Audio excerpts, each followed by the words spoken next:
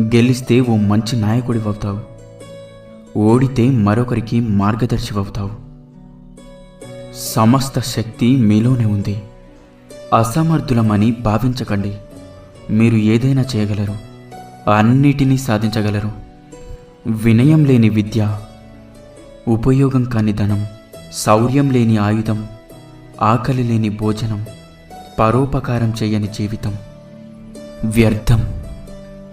ఆరంభం అతి స్వల్పంగా ఉందని నిరాశపడకండి. క్రమంగా ఘనమైన ఫలితాలు అవే వస్తాయి.